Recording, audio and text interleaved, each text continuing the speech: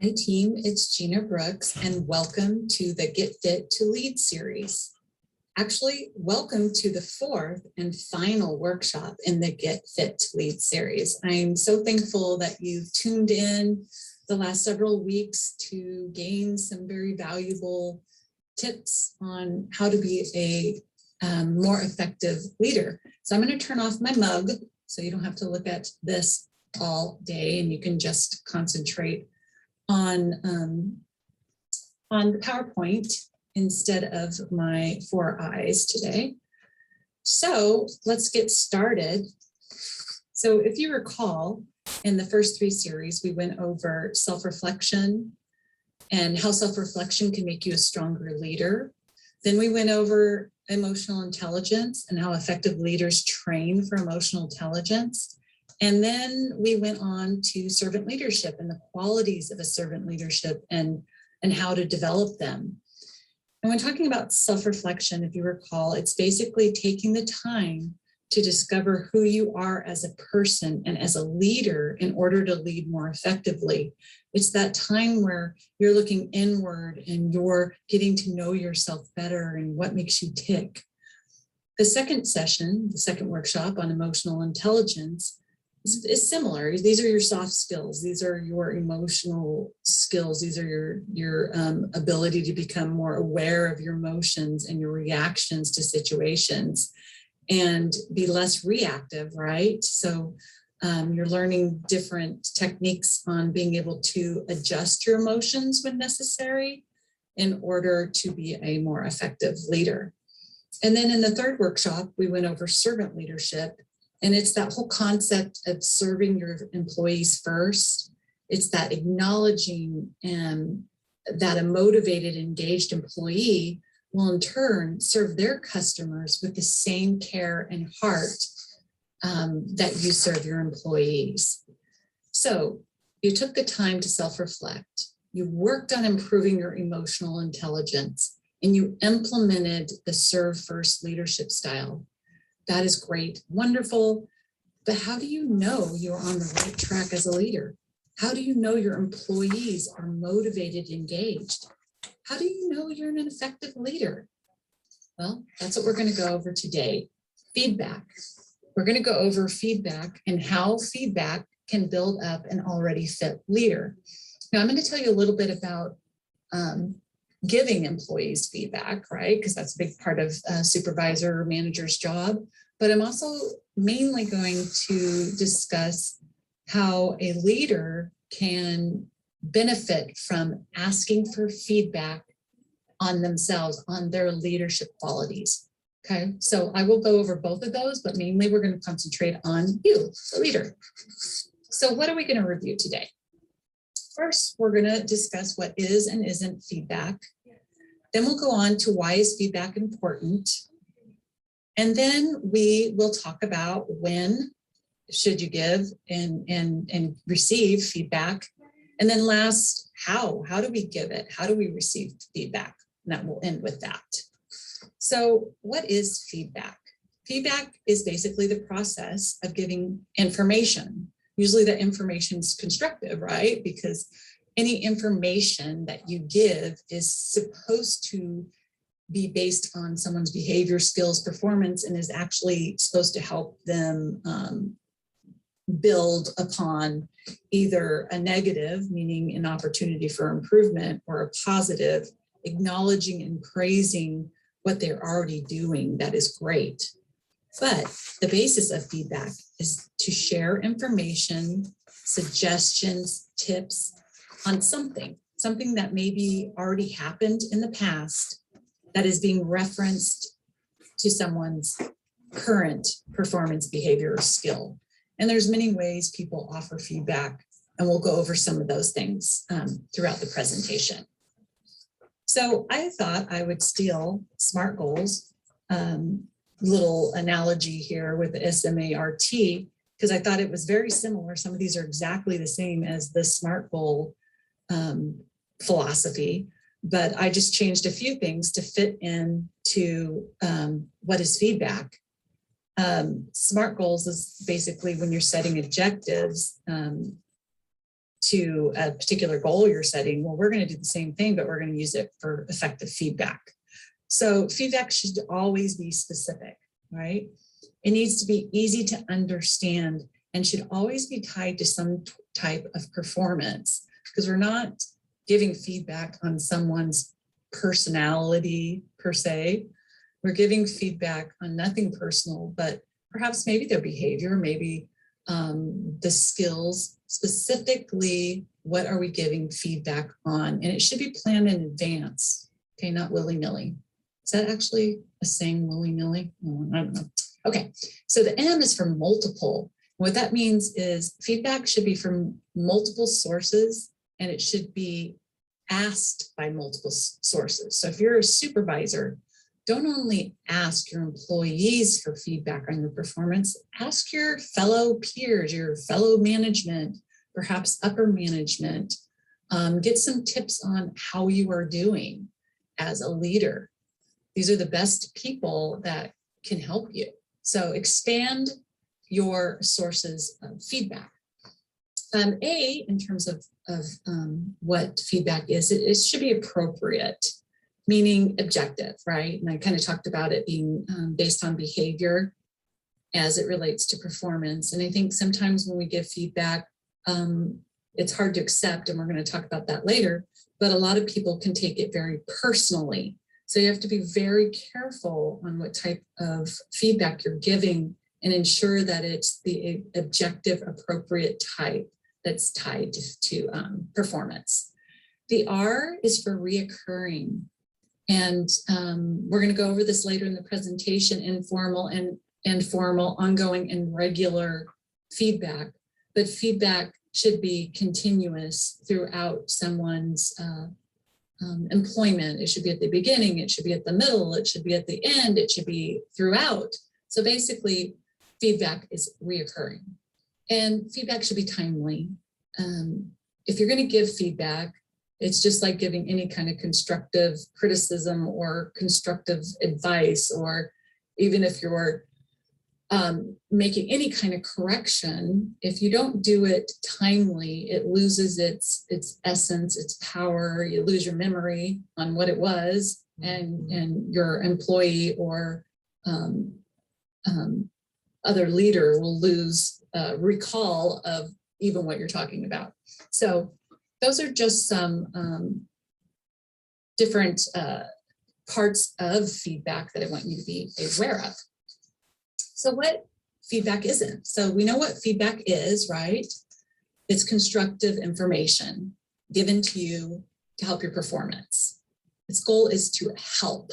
It's not unsolicited advice or information that is unclear, hurtful, non-specific, or conveyed with ill intent. So that's the big difference. Feedback is not supposed to hurt, harm someone. It's supposed to help grow. It's supposed to be positive. And now even negative becomes a positive if you present it correctly and it's used to help improve someone's performance. So I'm going to use what I did with the SMART, and I came up with the opposite for this one. I thought it was pretty brilliant on this one, and it's dumb. So see, the opposite of smart is dumb. So this is what feedback isn't. It's not demeaning.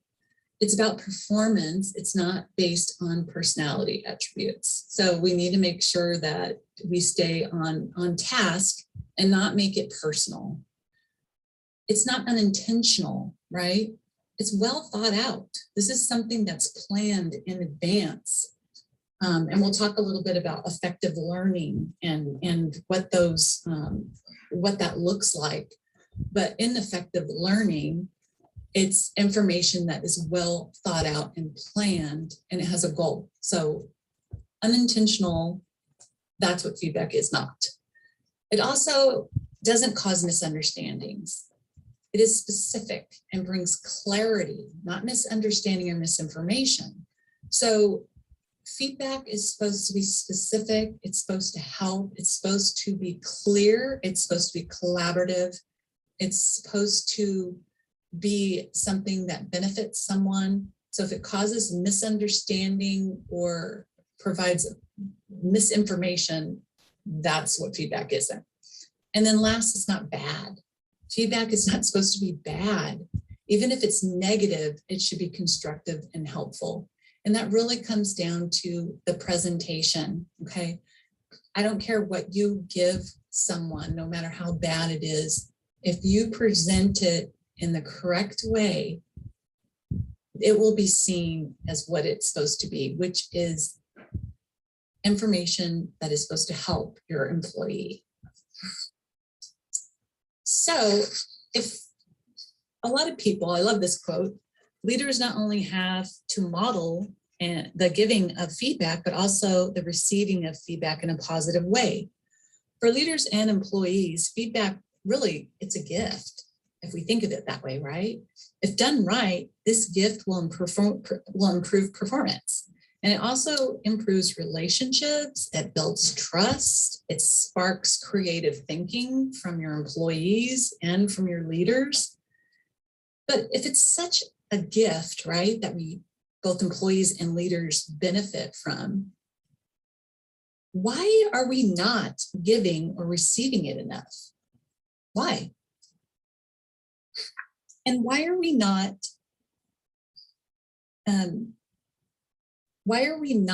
doing it enough? Why are we so, I don't know, ambivalent to give and get feedback? I mean, I know it's a fear of mine too for some reason. And I think it just goes back to something that we've always seen, this fear of feedback. And it's like our brains are wired to fear feedback. And I think it goes back to our human need to belong and be accepted. Because when we think about feedback, we automatically assume it's negative. So it hits all those insecurities, all those, baggage that we carry, right? When we think of feedback, where usually it's like a correction. When we think of corrections, we think, oh my gosh, we're not good enough. And sometimes we take the criticism personally, even if the supervisor or the employee ensures that it's, specific and related to performance. It's our natural fear of being criticized or not good enough that triggers this feeling of personally being criticized. And last, we don't know how to do feedback. And I just wanted to show you a little video. I think it's kind of funny, and I might stop. It's a little kind of long, but it's kind of funny, and it gives a good example of, I think, an employee's response to getting feedback. So go ahead and we'll take a minute to watch this. Hey, Terry. Oh, hey, Ted, come on in. Sure. I know we're all really busy, so I appreciate you coming to talk to me. Oh, of course, anytime. Yeah. Great. So I just wanted to take this time to talk to you about your communication on our project.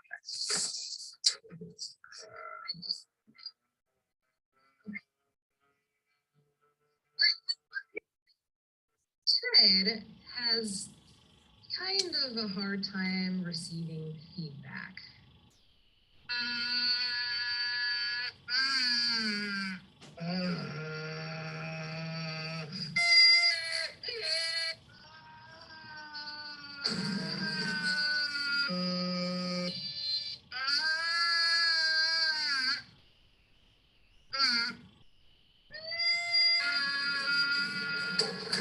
Ted is just Ted.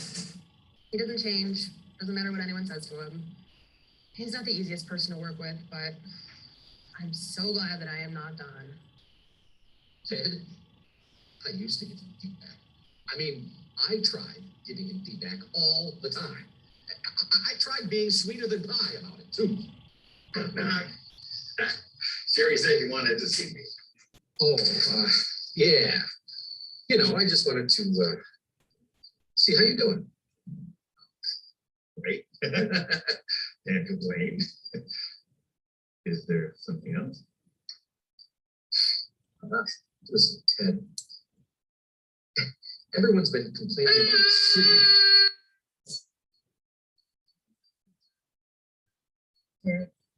Ted, please. It's got to stop. I just need you to be aware. I just need you to be aware. Okay, fine. Please just go. Okay, let me know if you need anything else, okay?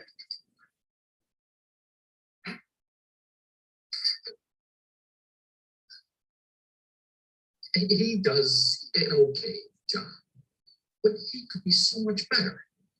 There's a wall of shrieks. Nothing gets in. I have given up. I just can't stand all that darn shrieking.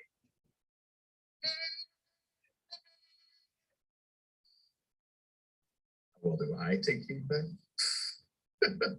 Let me think. I like to think that I'm one of the people who remains open to what others have to say. Yeah.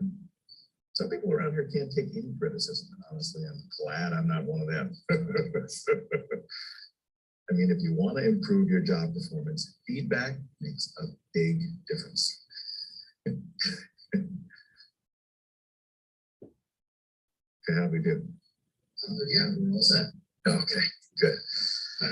You did pretty good, I guess.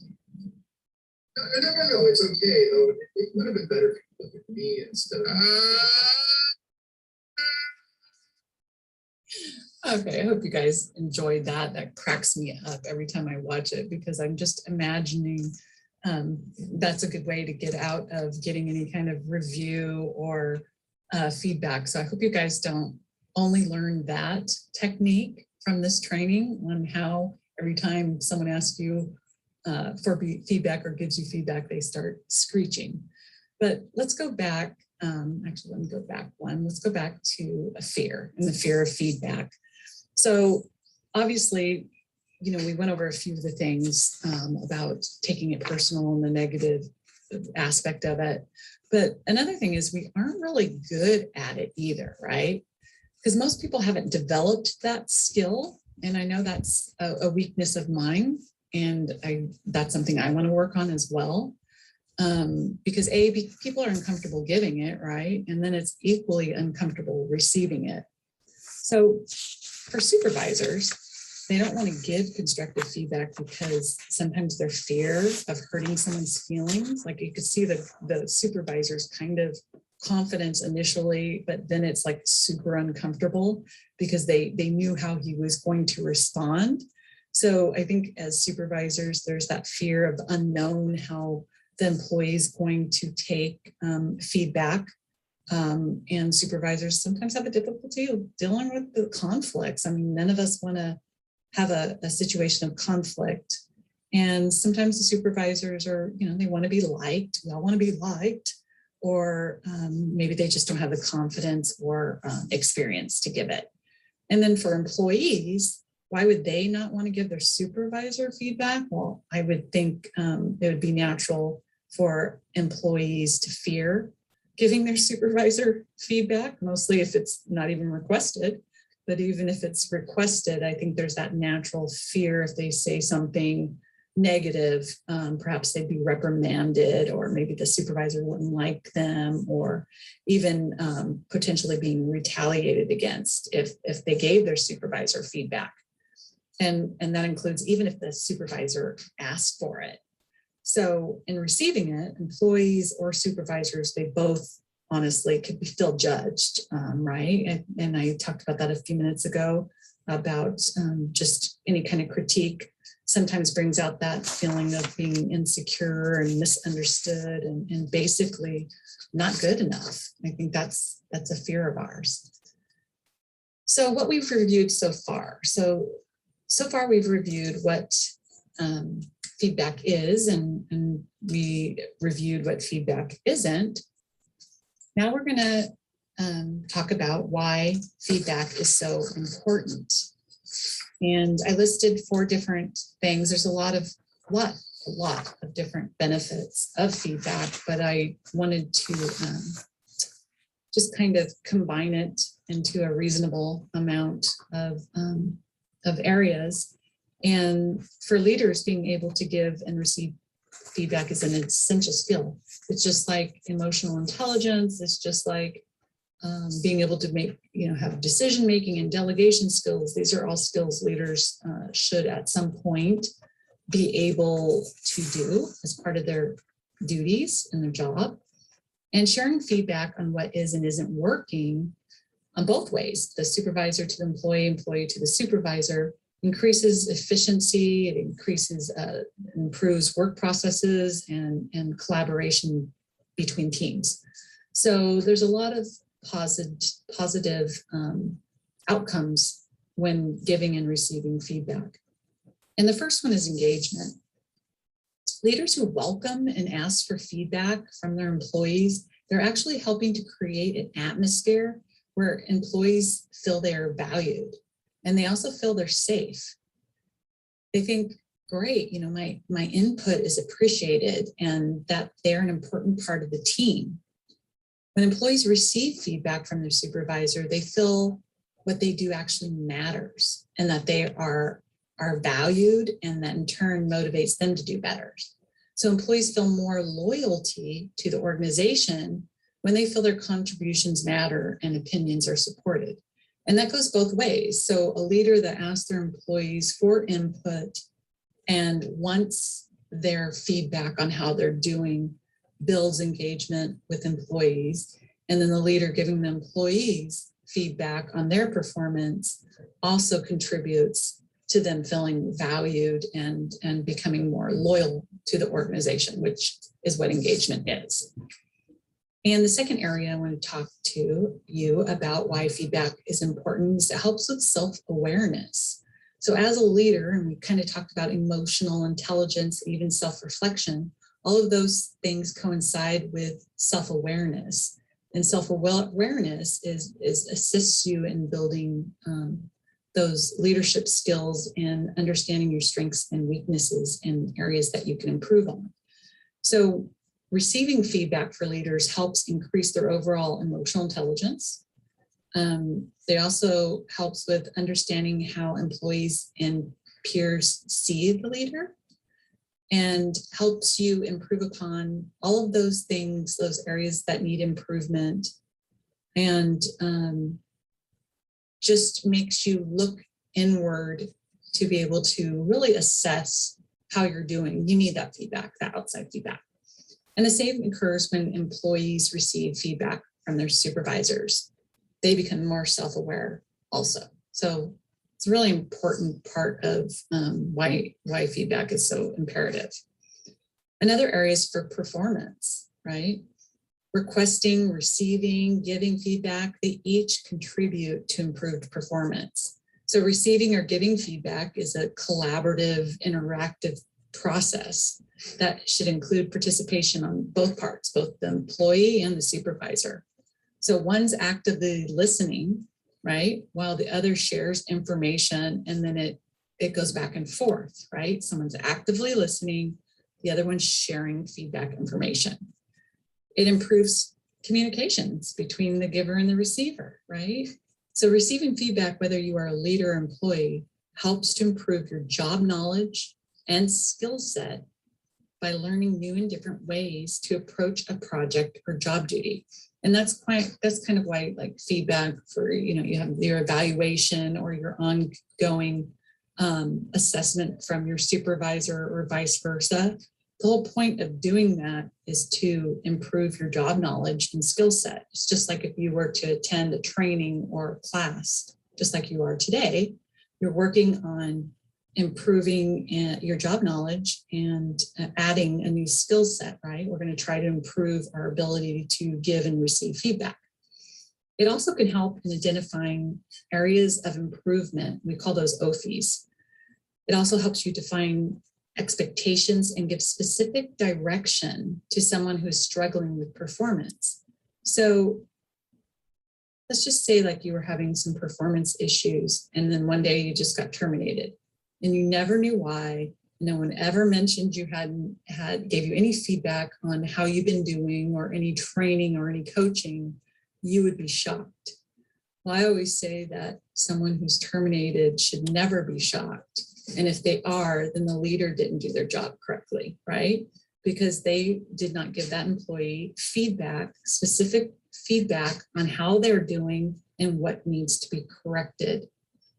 That is part of a leader's job and part of assisting struggling, employees that are struggling with performance. And another job of a leader is to raise future leaders, right? And giving feedback to the employees is a part of the employee's career development and also helps them prepare for a time when they will ask for and give feedback.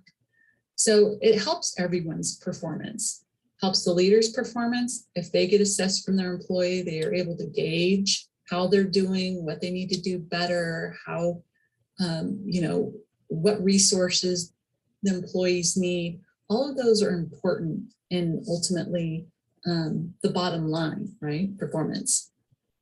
And the last thing I'm going to just discuss with you about why feedback is important is trust. Okay, and trust is number one important thing between a supervisor and their employees. If you don't have the trust of your employees, you might as well go home, because your employees are the heart of the organization, and to be able to engage them, to be able to help them grow, they need to trust you. And that starts with you, with transparency, that starts with you walking the talk, that starts with servant leadership, that starts with being honest, and all of that develops ultimately into trust. And when a supervisor is willing to ask, okay, not just ask, but accept feedback, and it's positive or negative feedback from their employees will be more willing in the future to accept feedback that they are given from their leader. And also it just makes the employee feel, okay, we're in this together, right? We're in this together because my leader is asking me what they need to do to improve their performance. We're all on the same page. And that's why feedback is so important, is it builds relationships and it builds trust between employees and leaders. So we're getting through this pretty quick. So what we've reviewed so far, we looked at what is and isn't feedback. And then we looked at a few tips, and there's many, many more on why feedback is so important. The next section we're going to look at is when should you give and receive feedback. So regardless, we talked about the SMART analogy. Feedback should always be timely, specific, and motivated by the need for continuous improvements, right? Because we already mentioned that it's all tied to performance. So knowing that logically, when would we give feedback? And feedback comes in all kinds of different, all kinds of different ways. It comes in form of onboarding. It comes in even in the form of expectations.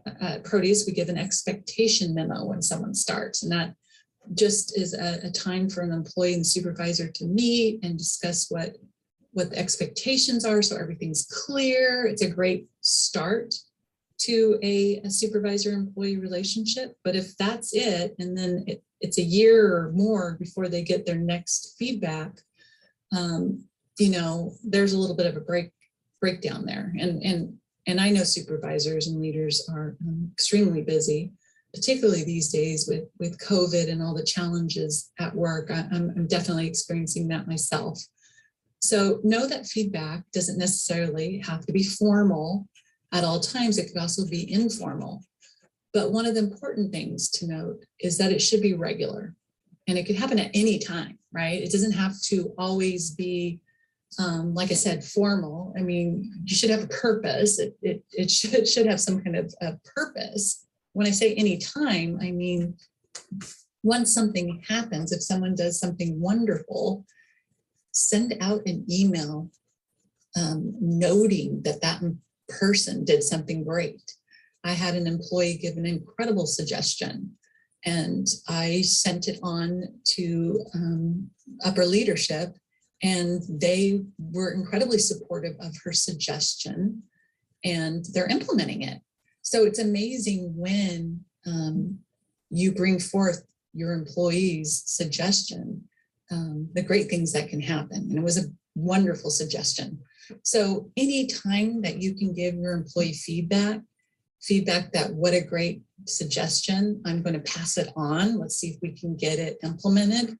That's just one way of giving feedback. But feedback should be regular, right? And it needs to be fair and consistent amongst all your employees. That's another very, very important thing that I always suggest, is making sure that it's fair and equal. And you also don't want to just concentrate on those issues you're having, right? You should also give feedback on the wonderful things that your employees are doing, and not just your employees. When I see something wonderful another employee's done, I usually send an email to their supervisor just saying, hey, your employee did this, and so I'm so appreciative. That's positive feedback. So feedback is also acknowledgement. It's also praise. But it also can be constructive feedback as well. And when I say informal, I just mean that might just be, like a verbal, or, you just bring something up kind of, in your office, but it was like one issue. A more formal one would be something like a performance improvement plan, or maybe your formal evaluation, where it's more structured and in writing, and you're writing down all of the different areas that the employee is doing great, and you're giving them suggestions on how they can improve. And this is one of the areas where I think, as leaders, we need to work on, because I often see evaluations with just scores and not a great deal of feedback. And that feedback is the essence of what an evaluation should be, whether it's good or bad. Keep up the good job, keep doing it this way, you're doing great, or you're satisfactory in this area, but I would like to see more initiative, or I would like to see more A, B, or C, and be specific. More formal, but it needs to be worth the time that you are spending going over this feedback with your employee. Now, also in the reverse, right?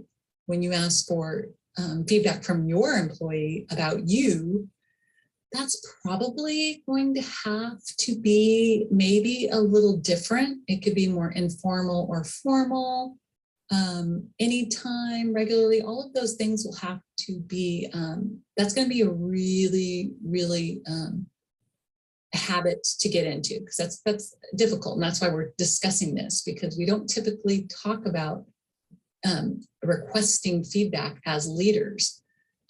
It's kind of one of those scary things to maybe send out, like a supervisor survey, which you would want it confidential, because I doubt your employees are going to willingly give you honest critique if they haven't developed that trust yet. So if you go that route, I mean, that would be more of a formal way. But an informal way you can do is have one-on-one meetings. One of the things I do during evaluation, after evaluation of my employees, I ask them, what can I do better? Have I provided you what you need? What resources do you need? And I usually talk about maybe some areas that I need to improve on as a supervisor. Again, it's important to note to your employees that you too are working on your performance.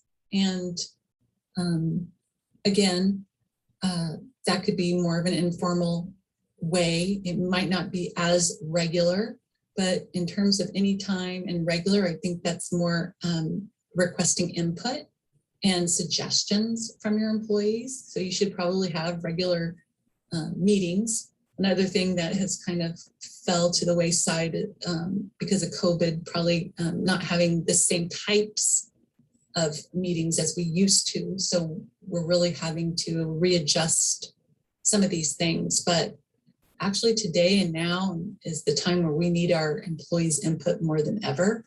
So this is an area I think that's so important that we're discussing, and I hope that we all take more time to learn this very important skill. And so just some statistics about feedback I wanted to share with you based on a Gallup survey. 80% of Generation Y employees are more interested in on-the-spot feedback as opposed to annual evaluations. Shoot, I mean, I think we all agree with this one. I feel like I wouldn't even think it's just Generation Y. I personally would like to get on-the-spot feedback, probably in preference. And then 8.9% of leaders who received feedback in regard to their strengths showed greater probability, I think that should be maybe profitability, than those that don't. So you can give me some feedback on my typo. They also had turnover rates of 14.9 lower than those who did not receive feedback. So there's proof that leaders asking for feedback benefits them. 92% of employees agreed that feedback, even when negative, here's the key, if delivered appropriately, is effective to improve performance. And then last, 63% of our Gen Z employees want constructive feedback ongoing throughout the year. So this is telling. And I've been doing a lot of research on my future bosses, the Generation Y and the Gen Zs. These are our millennials and our Gen Zs that will be my boss one day. So I'm very interested in how they think and how they see things. And they really want to be involved. They really want to be engaged. They really want to feel that they have a voice and that what they're doing is meaningful. So we really can't get away from this important skill of learning feedback, because these generations coming up and eventually being the majority of the workforce have certainly a different philosophy and want excuse me, they want feedback ongoing. Okay, so we are just trucking along here. So what we've reviewed so far is what is and isn't feedback, why feedback is important, when we should give or receive feedback. And the last section we're going to look at is how to give and receive feedback. Okay. So in some of these areas we kind of talked about already, but some ways to be able to give and ask for feedback is to establish trust. And I mentioned that earlier. If employees don't feel safe, they will not share. It's just in the story. If they do not feel safe, if they feel that their position is in jeopardy, if they feel they're going to be retaliated against, they will not share. Not only will they not share, they're certainly not going to share honest feedback with you, right? They're going to be like, yeah, you're doing great. You're amazing. Oh my gosh, keep it up. They're not going to tell you the truth. So it's really important on working on that establishing trust with your team by being transparent and honest and being able to regularly ask and keep an open door and just show them that that they are safe and their feedback to you is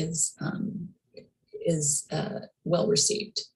So ask questions that will elicit more than just a yes or no response. And I'm going to give you a few examples of that as well. But you know how you ask someone just like, oh, so am I doing okay? And they're yes. Well, that doesn't really help you, right? Like, what areas do they like about what you're doing? Where could you improve? So you need to ask questions that are more open-ended and that could give you more input. And give is to receive, as they say. So in order to expect your employees to give you honest feedback, you need to do the same. So you need to practice regular feedback, constructive feedback, appropriate feedback, so then they will be able to mirror the importance of giving feedback themselves. And then last, follow through. If you ask and receive feedback, right? follow up with an employee and let them know what you did with it, right? It's just like when we're guilty of this with our attitude survey, we ask people what they think, we get the results back, we review it and share it, but then where's the follow through? What did we do with that feedback? And that's an opportunity for improvement for sure. So the follow through is really the most important. So what do you ask? So some of the questions that you could ask to elicit information from your feedback from your employees about how you're doing is kind of what I told you, what I say after an evaluation is what resources do you need for your job that I'm not providing, right? So what do they need? Do they need more training? Do they need a better computer? So this is like an open-end, safe question, right? It's not too painful, right? So start with an easy question and just kind of get used to asking for feedback. The next one could be, what one thing could I do as a leader to be more effective? Again, hopefully by then, now you're getting into some like scary stuff. You're getting into some stuff that people fear giving you the truth about. But if you develop that trust with your staff and you are practicing feedback as well, they will be more inclined to be able to honestly answer that. And I wouldn't do these in like a group setting. I think if you're going to ask for feedback, either do it on a confidential survey or meet with the individuals one-on-one. I think that's just a safer way to do it. And then another question you can ask is, what one thing I do as a leader that keeps you committed to the workplace? Okay, so we kind of went over what's that one thing I can do to be more effective, right? So they're going to give you a suggestion on how to improve. But then on the other side, you can say, what am I doing right that you value that I should keep doing because it's making you feel safe in the corporation and it makes you want to stay, okay? So those are just a few questions. And I kind of wanted to talk to you a little bit about just feedback in general and how it, part of feedback is teaching and learning for both you and your employee. And we kind of talked about when to do it, how to do it, and why to do it. And one of the things I just want you to think about when you're going over some of these things is make sure you have a clear goal when you ask some of these questions, because you're going to have to do that follow-up, right? So make sure you have a very clear idea of and goal of why you're asking the question, what you want to do with it, and is it something tangible, right?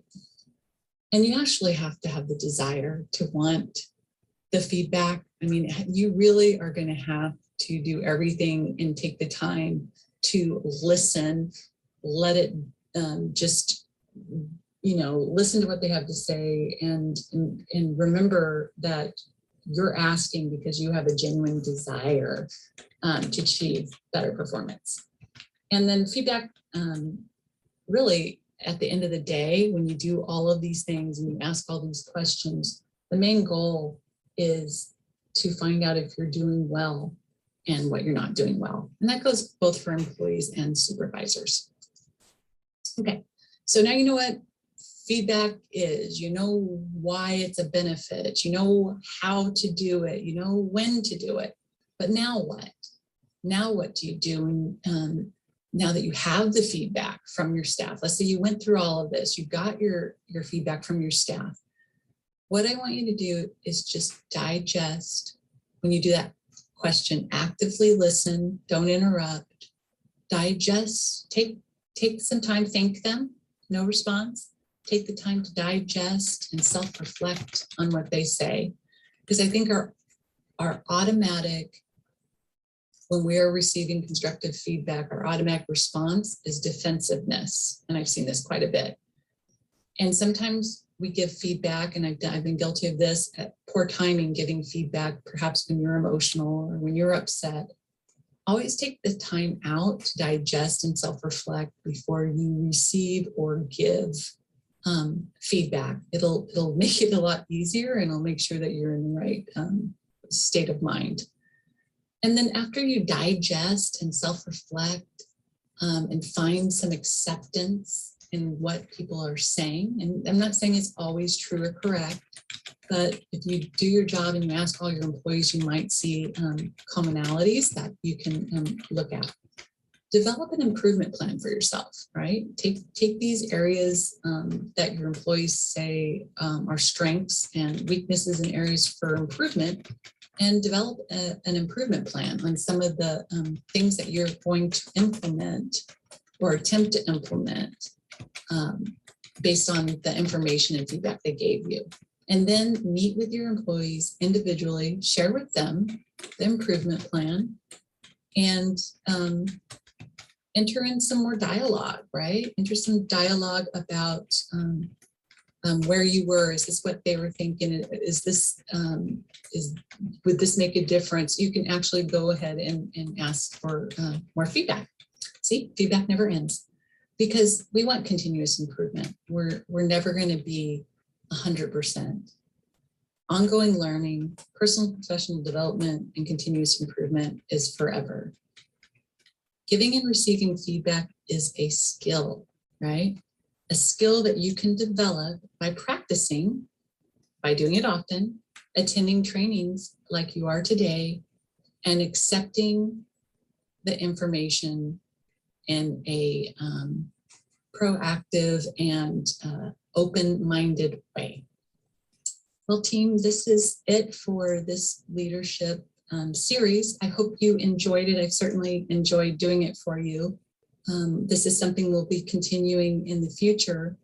And if you have any suggestions for training that you're interested in, or if you'd like to know a little bit more about just some of the videos I've done in the past or some of the articles I've written, I do have a workplace blog. It's www.workplacewanda.com. You can also email or contact me with any suggestions or feedback. See, I would love some feedback on this feedback presentation. You guys are so quiet, but I would absolutely love some feedback and some constructive criticism. See, I'm asking, and you are all in a very safe place. Anyway, signing off. Thank you, and have a wonderful day.